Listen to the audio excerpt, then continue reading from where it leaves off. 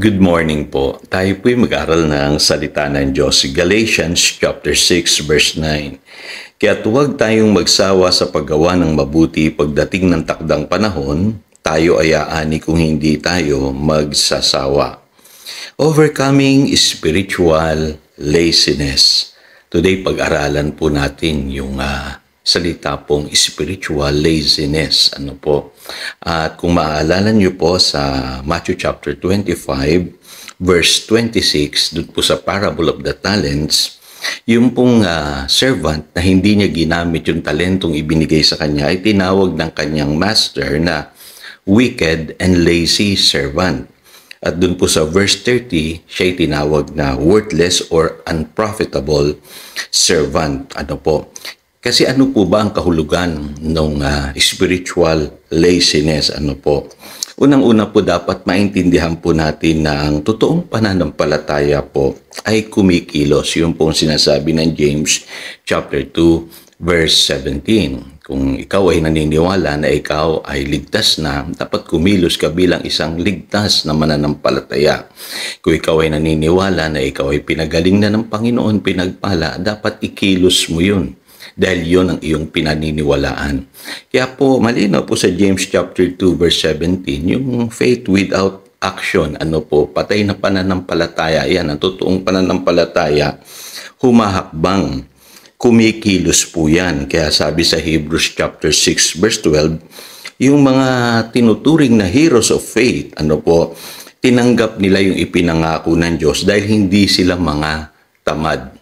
Sa pamamagitan ng pananampalataya, at pagtsatsaga, nakamit nila yung ipinangako ng Diyos. So, maaring yan ang kulang sa marami sa atin, ay kadalasan, akala natin pagka nanampalataya na tayo, wala na tayong gagawin. Meron po, kailangan ikilos natin yung ating pinaniniwalaan. At sa Biblia, katulad po ng pag-aaral natin today, kailangan po nagpapatuloy tayo sa paggawa ng mabuti. Dahil ito lamang po yung tanging paraan para tayo po ay aani. Kung tayo daw po ay hindi magsasawa. Yung po ang sinasabi ng Galatians chapter 6 verse 9. Kaya lang ay pinauso ni Satanas yung salitang saka na lang ako maniniwala, saka na lang ako kikilos, saka na lang ako magbabasa ng Biblia, saka na lang ako nalangin, saka na lang ako magsisimba, saka na lang ako gagawa ng mabuti. Yan po yung tinatawag na procrastination na kung saan marami sa atin ang nabibiktima. Dapat po ang pananaw natin sa Christianity ay yung ikilos natin ito. Kasi sabi po sa Hebrews 11:1, now faith. Pansinin niyo, ginamit yung salitang now na. Ika nga sa modern terms.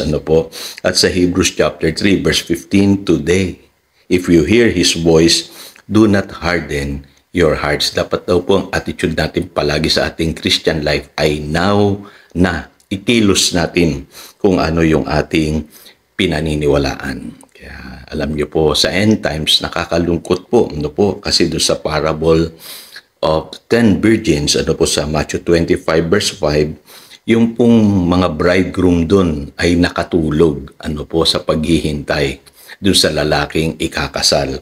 Yan po'y symbolic na mangyayari sa huling araw sa mga Kristiyano, na magiging lethargic tayo, mawalan tayo ng spiritual energy sa kakahintay sa Panginoong Hesus. Kaya kung hindi tayo kikilos at hindi natin pamumuhay, yung ating pananampalataya, marami sa atin ang makakatulog. Spiritually. Kaya paalala sa atin yung sinasabi ng Biblia, na dapat lagi tayong gising. Sabi sa Ephesians chapter 5 verse 14, At sa verse 16, dapat make the most of every opportunity. Dapat po ay samantalahin natin yung bawat pagkakataon na tayo po'y makakagawa ng mabuti, makakapaglingkod sa Diyos, at higit sa lahat, ma-accomplish natin yung mga goals na meron tayo sa buhay na ito at yung purpose ng Lord na siyang pinakamahalaga na dapat gampanan natin sa buhay na ito. Kaya ma-overcome po natin ang spiritual laziness kung tayo po ay hindi magsasawa sa paggawa ng mabuti. Yun po ang sinasabi ng Galatians chapter 6 verse 9. At alam niyo po, pagka meron tayong ganyang attitude, hindi tayo mapipigilan. Hindi tayo madaling bumigay sa buhay na ito. Magpapatuloy tayo, magpe-persevere tayo dahil alam natin may reward po yung mga taong nagtsatsaga. Ano po ang sabi diyan? We can expect a harvest if we do not give up.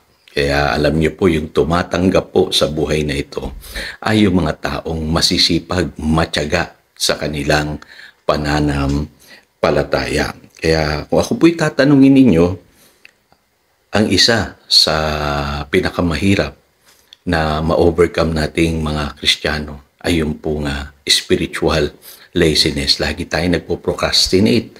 Lagi tayo nagsasabi ng saka na lang, saka na lang. Kaya marami sa atin hindi natin tinatanggap yung mga pagpapalang inilaan ng Diyos sa ating mga buhay. Kaya again, ito si Pastor Jojo nagpapaalala upang daluyan tayo ng pagpapala, manatili tayo sa kanyang salita. Good morning.